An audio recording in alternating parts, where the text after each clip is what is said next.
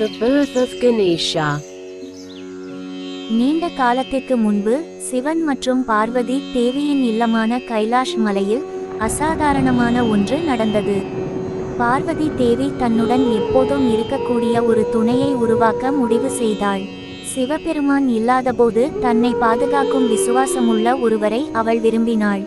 எனவே அவள் களிமண்ணால் ஒரு சிறுவனை உருவாக்கினாள். அவள் அவனை அன்புடன் கவனமாக வடிவமைத்து அவனுக்கு உயிர் ஊட்டினாள். சிறுவன் உயிர் பெற்றான். பார்வதிக்கு அளவில்லாத மகிழ்ச்சி.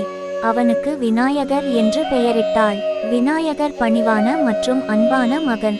ஒரு நாள் பார்வதி குளிக்க விரும்பியதால் விநாயகரை தன் வீட்டு வாசலில் காவலுக்கு நிற்கும்படியும் யாரையும் உள்ளே நுழைய விடாமல் இருக்கச் சொன்னாள். விநாயகர் தனது வேலையை மிகவும் தீவிரமாக எடுத்துக்கொண்டார்.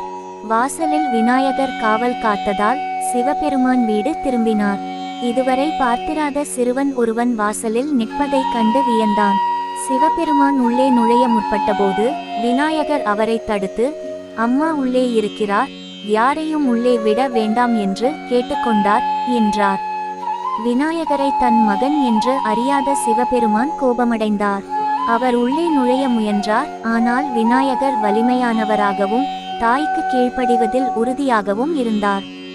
அவரது கோபத்தில் சிவபெருமான் சிறுவனை கடக்க உதவும்படி தனது சீடர்களான கணவர்களை அழைத்தார்.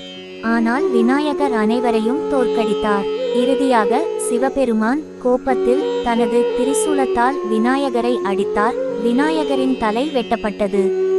வெளியே வந்து பார்த்த பார்வதிக்கு நடந்ததைக் கண்டு மனம் நொந்து போனாள். தன் மகனை கொன்றுவிட்டதாக சிவனிடம் கூறி அழுதாள்.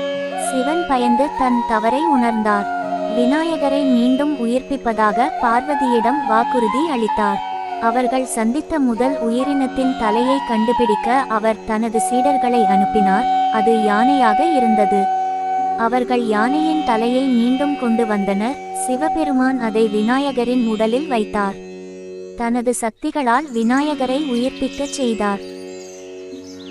விநாயகர் தனது புதிய யானை தலையுடன் சிவபெருமான் மற்றும் பார்வதி தேவி இருவராலும் ஆசீர்வதிக்கப்பட்டார். விநாயகர் தடைகளை நீக்குபவர் மற்றும் புதிய தொடக்கங்களின் கடவுள் என்று அறியப்படுவார் என்று சிவன் அறிவித்தார்.